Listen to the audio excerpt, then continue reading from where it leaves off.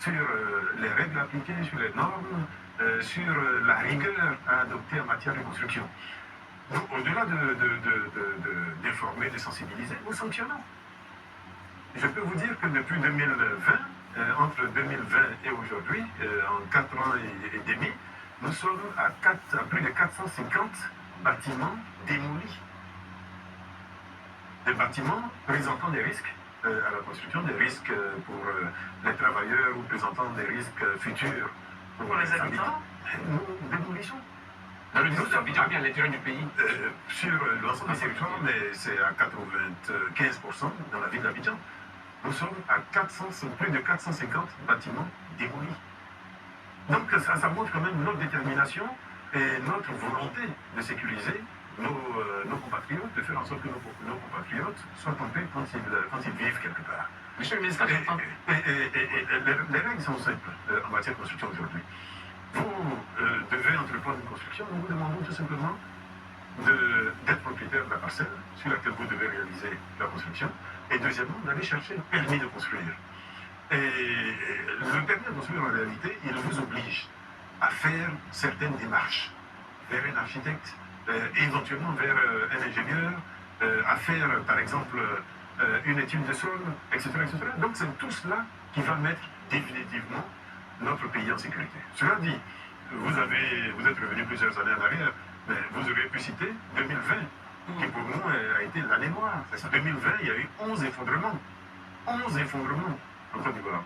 Aujourd'hui, effectivement, nous sommes entre 2 et 3. Mais les 2 et 3, principalement, sur les dernières années en tout cas, principalement causés par les intempéries. Vous regardez les effondrements de l'an dernier et ceux de l'année d'avant, vous allez voir que c'est principalement lié aux intempéries, à la force des intempéries. Donc ça veut dire que sur l'aspect construction lui-même, les choses sont relativement bien suivies aujourd'hui. La rigueur commence à venir, même si ce n'est pas parfait. Notre ambition, c'est zéro effondrement. Donc nous espérons un jour être à zéro effondrement et nous travaillons dans ce sens. Nous nous approchons de cette échéance. Vous avez construit, mais malgré ces écriteaux, les bâtiments continuent de se construire dans la zone de Port-Boué, dans la zone abattoir, qu'on appelle abattoir qui avait été déguerpi. Monsieur le ministre, est-ce que vous voyez ça, vos services l'ont vu, qu'est-ce qui se passe? Et justement, dans la continuité de la question d'Élysée, quels sont vos rapports avec les autorités municipales, justement dans le respect des mesures que vous édictez? Je vais commencer par la fin. Aujourd'hui, nous travaillons en collaboration forte avec les autorités municipales. Puisque si vous avez suivi notre actualité, il y a 3 ans, nous avons mis en place ce qui s'appelle la plateforme de contrôle des constructions, la plateforme intégrée. Et cette plateforme inclut les services, en particulier les directions techniques des mairies. Donc, qui participent à nos côtés au contrôle et qui font même également par ailleurs des contrôles. Maintenant, pour revenir aux questions qui ont été posées par Élysée, pour répondre là rapidement. Pour qu'une construction soit bien faite, je viens de vous le dire, il faut vous faire accompagner par un professionnel. La difficulté, c'est que tout le monde veut, et c'est ce qui transparaît un peu dans la question que vous posez, tout le monde s'attend à ce que ce soit l'État qui fasse un contrôle de toutes les constructions dans le pays. Ce n'est pas possible.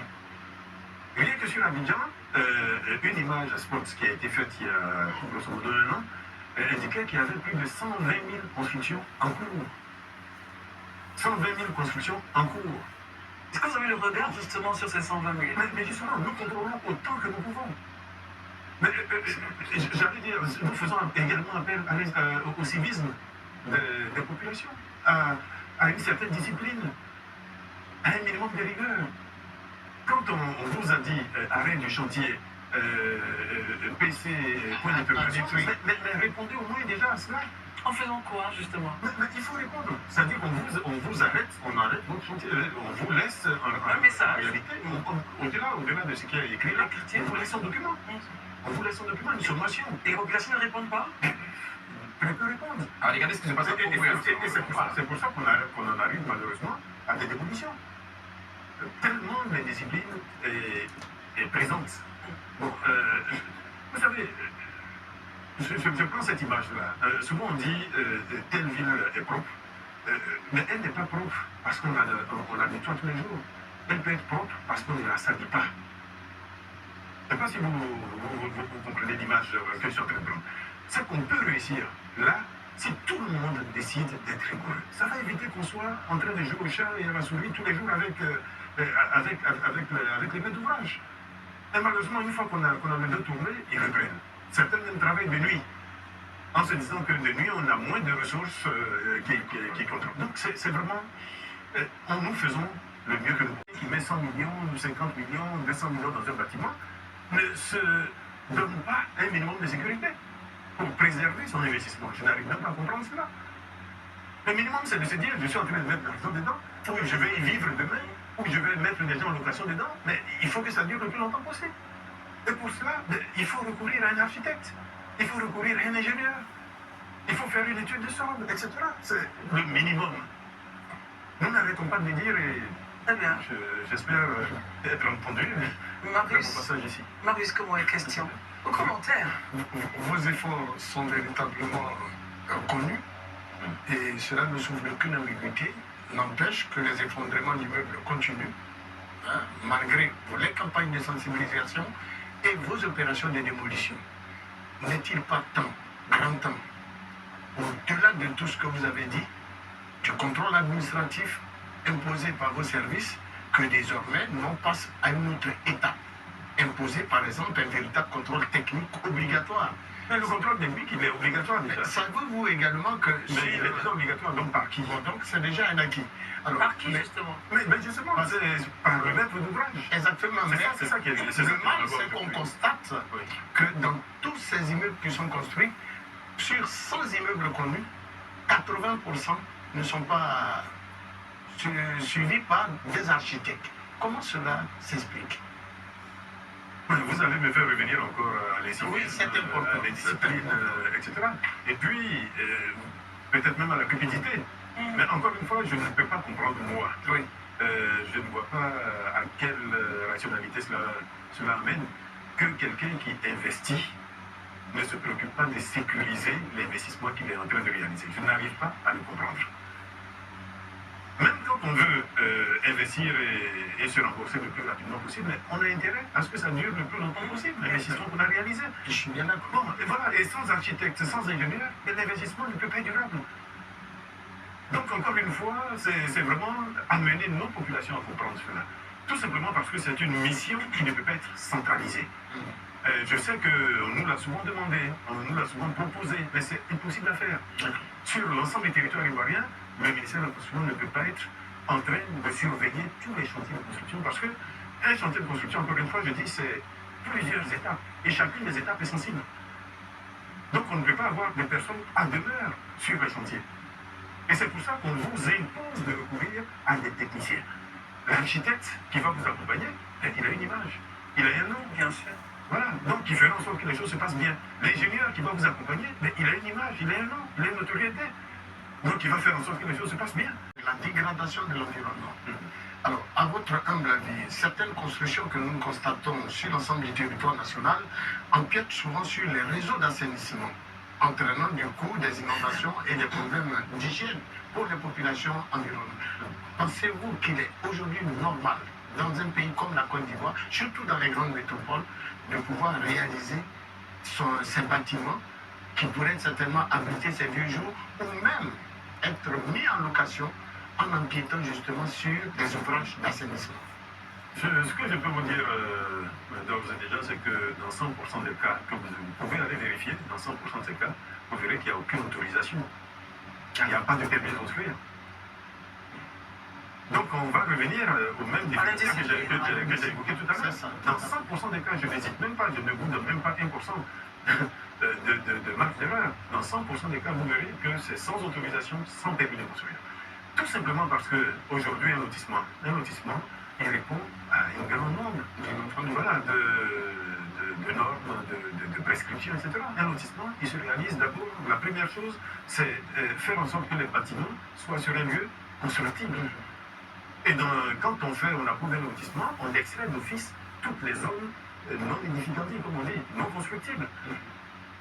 Donc un lotissement qui est effectivement approuvé avec un permis de construire, vous n'aurez aucun problème.